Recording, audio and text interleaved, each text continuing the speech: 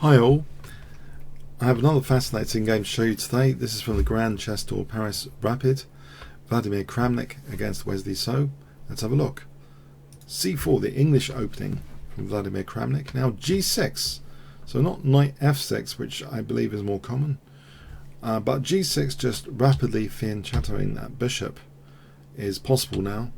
So bishop g7 now, bishop g2. This keeps the flexibility of the knight. Can go to e7 instead of f6, for example, and both sides keeping that same flexibility. This knight and this knight both are flexible now. e3 and actually giving the knight a square, and black does the same, so not interfering with the scope of the fianchettoed bishops. Both sides doing this. b3, knight ge7, bishop a3 with a concrete threat already to the c5 pawn. That's protected with b6, knight ge2, and now d5, c takes, e takes, d4, c takes, knight takes d4, knight takes d4, e takes, and now bishop a6, not just mirroring the bishop on a3, but the thing is, white's prevented from castling. Inconvenienced by bishop f1 now, to have to try and get the king into safety manually. Wesley so took here. He's at least equal technically, it seems. Black castles now, rook c1, rook c8, king g2, rook e8, rook e1, and now this move knight f5, and already things are a little bit tactical here behind the scenes. How does white best parry the pressure on d4 here? This also seems very awkward. And if, for example, well, queen f3 was played, hitting d5 in return. If white actually plays rook takes e8, queen takes, knight takes d5, it turns out here white can actually play this, assuming queen takes c1 that's played. This position is apparently even, technically, because if check and taking knight, there's a backfire on queen c8 check and then mating. So this is actually possible to actually play this way, just to take and then take on d5. So queen f3 might technically be slightly inferior to that sequence. And by the way, on rook takes e8, let's have a look at this again. Queen takes, knight takes. On rook takes, bishop takes c1. Black can actually play a devastating move here. Can you see what black can play in this position if I give you 5 seconds?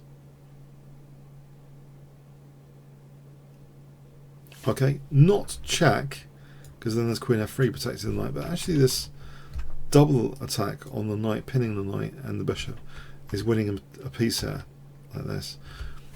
So it's interesting the tactics I thought here behind the scenes. So queen f3, and we have rook takes, knight takes d4, queen takes d5, but this is still an awkward situation now for white, the way this is played, because now there's this nasty looking fork, but Vladimir is still able to hold this position with rook d1 just about. If he plays queen takes, this is just diabolical. This, he's just simply forked and losing material, and also the knight's hanging as well on top of everything else. So everything's like attacked there, all three pieces are attacked.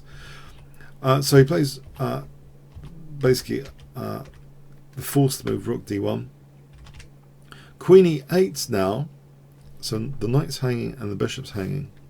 It's a bit precarious. If, by the way, queen takes d5, you might be wondering about this, which rescues the knight, but also after knight takes, there's knight e7 check, winning the rook. So there's a few tactical finesses here behind the scenes. So black has to be careful as well. So that's why perhaps he played queen e8. So the knight's attacked, the bishop's attacked. We have knight b5 protecting the bishop and protecting the knight, and also knight d6 seems tempting. So all in all, it seems this move is very good on the surface, but it does have a downside, that weakness to the last move. It's neglected the e2 square. Black pounces right into the e2 square now. And there's also a big threat of knight e3 check now, winning the queen. Just to put that on the board, you can see this nasty check exploiting the pin pawn.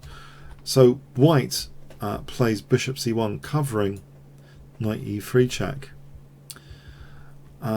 Now here we have bishop f8, and believe it or not, in this position there's also a killer tactic Black had immediately instead of bishop f8. As I say, it's very, very tactical behind the scenes, this game. Instead of bishop f8, can you see a very, very tactical move as well as an alternative? If I give you 5 seconds to pause the video, Black to play here. Okay, bishop d4 is interrupting the rook and the queen, threatening queen takes rook. And for example, if knight takes, then we have queen takes d1. So what does white actually play here? If queen f3, then queen takes b5.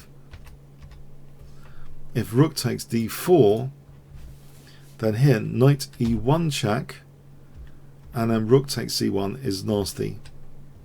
Black has a big advantage there. So this does seem like a bit of a killer move actually. This is a computer move. Have an engine bishop d4. It's an absolute killer, this move. By the way, knight e1 check. I mentioned king g1 on king h3. There might even be better. The best move it seems is rook c5, going in for the kill with rook h5 check. We have this sequence which is really tactical, where basically Black survives these checks and ends up just in a winning position, basically eventually. Knight d3, well, it's a very, very good position. Black has a big advantage there. The white king's more exposed. So all this tactical fireworks here with bishop d4 in this position, it just seems as though, yeah, this is really, really dangerous stuff. So yeah, it's just fascinating. But anyway, bishop f8 is very dangerous as well. We see knight takes a7. If knight d6 as an alternative, bishop takes, queen takes, knight e1 check, and this is nasty after queen h5 is checkmate. And if king g1, then knight f3 check, king g2, rook c2 hitting f2, rook f1, knight e1 check, and here queen e4 is killing. The light squares are fatal here, absolutely. So here there's knight takes f3 check, it's just absolutely winning, otherwise white's getting mated. So this is very, very, very dangerous. You can see how dangerous this is. So knight takes a7 was chosen. So we have rook c5 now. So there's numerous threats like knight e1, as well as also of course hitting the queen. The queen has to move, you'd think. Queen f3 was played. If queen b7, that neglects the rook and just take on d1, no problem. So queen f3, but keeping hold of the rook. We have now knight e1 check though, which is winning